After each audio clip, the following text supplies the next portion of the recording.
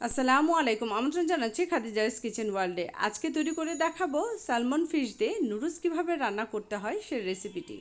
আশা করছি ভিডিওটি প্রথম থেকে শেষ পর্যন্ত দেখে নেবেন এবং আমার সঙ্গেই থাকবেন। এখানে আমি কোকুলা এগ অ্যান্ড চিকেন নুডলস নিয়েছি। আমরা চিকেনের জায়গায় আজকে ফিশটা ব্যবহার করব। আপনাদেরকে বলেছিলাম সালমন ফিশ দিয়ে আমি নুডলস রান্না করে দেখাবো, আর সেই রেসিপিটাই শেয়ার করতে যাচ্ছি। আমি এখানে 3 পিস মাছ নিয়েছি, আর এখানে সয়া সস, আদা রসুন বাটা 1 চা চামচ, আর দিয়ে দিচ্ছি এখানে টমেটো সস, লবণ দিয়ে দিচ্ছি পরিমাণ মতো। আর এটাকে ভালো করে এই মাছটার সাথে মাখিয়ে নিতে হবে। আর এটা ম্যারিনেট করে রাখার কিছুই নেই, আর এই মাছটার ভিতরে খুব বেশি মশলারও প্রয়োজন নেই। তাহলে চলুন ফুল রেসিপিতে চলে যাই।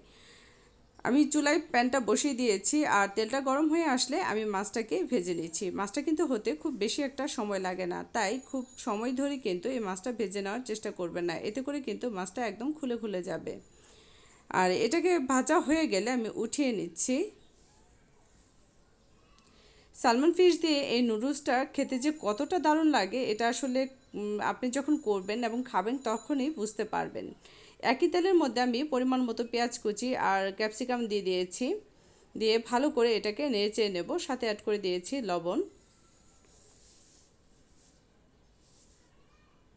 এটাকে খুব বেশি সেদ্ধ করে ফেলা যাবে না, কারণ ক্যাপসিকামটা একটু যেন কাঁচা কাঁচা থাকে, ঠিক সেই টাইপের মতো রাখতে হবে। কাঁচামরিচ দিয়ে দিয়েছি পরিমাণ মতো, দিয়ে আমি ভালো করে নেড়ে নিচ্ছি। আর মাঝখানটা একটু ফাঁকা করে দিচ্ছি, কারণ আমি এখানে ডিমটা অ্যাড করে নিচ্ছি।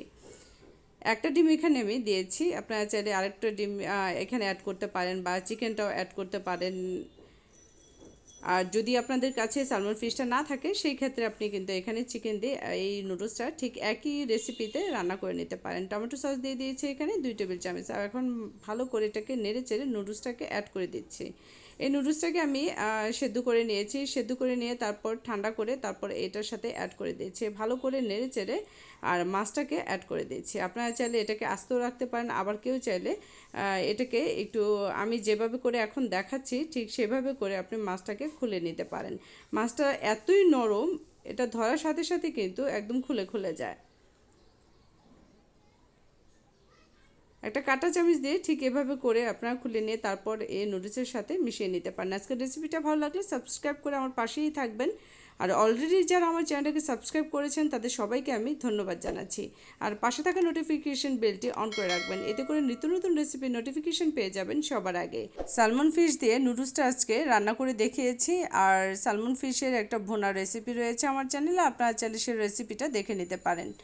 আপনার একটা ভালো কাজ অন্যের জীবন বাঁচাতে পারে, তাই বেঁচে যাওয়া খাবারটি ফেলে না দিয়ে অন্যকে খেতে দিন। নিজে ভালো কাজ করুন, অন্যকে ভালো কাজ করতে উৎসাহিত করুন। আজকের মতো এখানে বিদায় নিচ্ছি। সবাই সুস্থ থাকবেন। আল্লাহ হাফেজ।